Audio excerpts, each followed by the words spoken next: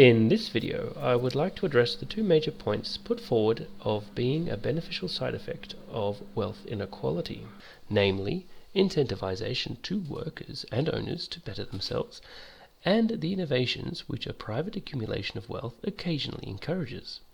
I will not try to disprove either of these points, as they are undoubtedly true. What I would like to address is that these two beneficial effects don't actually require a very large concentration of wealth to occur. Previously on Economics Explained, it was shown that the graph which is typically used to show the benefits of economies of scale is often shown incompletely, and that at some point further increased production actually starts to become more inefficient due to other factors such as physical constraints and supply issues, etc. I propose that the broader economic benefits of both incentive and innovation caused by wealth inequality, or just in general wealth, also have such an inflection point, beyond which additional wealth is more likely to be harmful to the general economy instead of generating the positive effects as generally claimed. Firstly, let us look at monetary incentive. Many people will point out that there is always incentive to attain more money, but as illustrated by Economics Explained, this is normally positively associated with improving our skill set and working hard to achieve higher performance and efficiency in our chosen profession or field, earning promotions or growing our business and receiving a higher salary/income. At some point, however, either the money becomes a simple means to an end, allowing greater freedom to accomplish a chosen goal separate from only the desire to increase one's wealth just for its own sake, at which point attaining more wealth is essentially irrelevant, or it becomes the sole driving factor, at which point most people will agree there is an ever-increasing likelihood of individuals using methods whose legality may be a bit grey and are morally dubious and often harmful to the running of a healthy economy, such as lobbying, monopolies, etc. The second point is innovation. Here it is undeniably helpful to be financially independent with the ability to buy whatever resources you need to undertake your pet projects.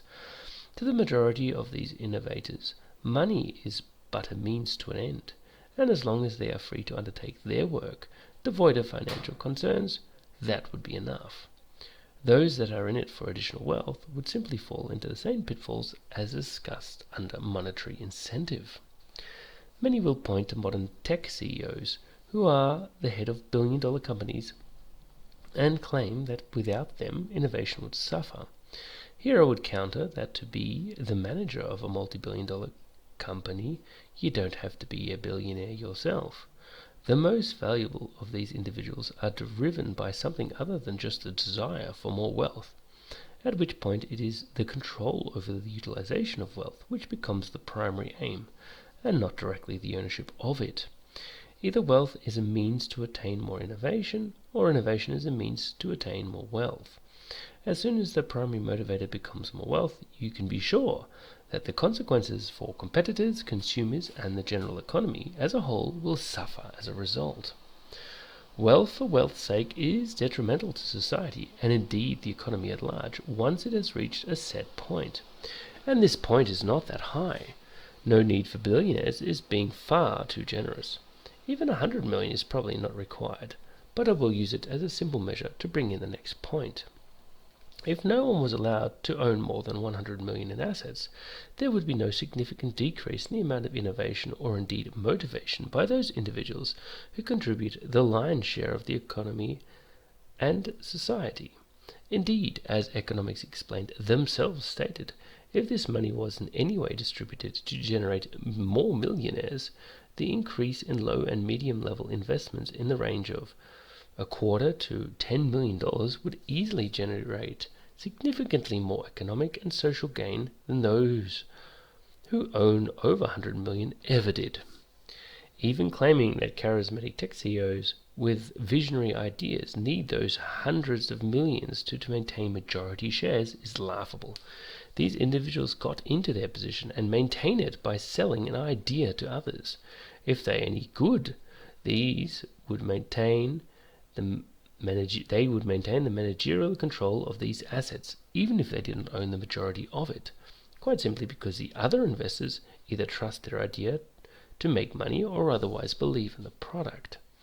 The final point I want to cover is a term called survivor bias. To quote, survivor bias or survival bias is a logical error of concentrating on the people or things that made it past some selection process and overlook those that did not, typically because of their lack of visibility. This can lead to some false conclusions in several different ways. Just because a system is partially successful does not mean that there are not other ways to achieve even better results and with significantly less undesirable side effects. Inequality is often portrayed as a sort of necessary evil for the limited successes we see today in our varying forms of free market economies. But given the well-documented and endless line of abuses caused by the huge concentration of private wealth and power, such as corruption, monopolies, crushing of competition, stifling of innovation, lobbying, legal wrangling, and many others, caused by those seeking only wealth for wealth's sake, the arguments become quickly hollow. Does wealth inequality have any good consequences? As the video of Economics Explained said, well, yes. I just don't see this correlation continuing linearly with an ever-increasing value of inequality. In fact, I think the detriments of inequality clearly start to manifest themselves quite quickly. Again, I will take the arbitrary sum of 100 million as a guidepost. Whatever the limit is, there is a clear one, and I just wish that they would more clearly address this fact. No one needs more than $100 million in personal assets.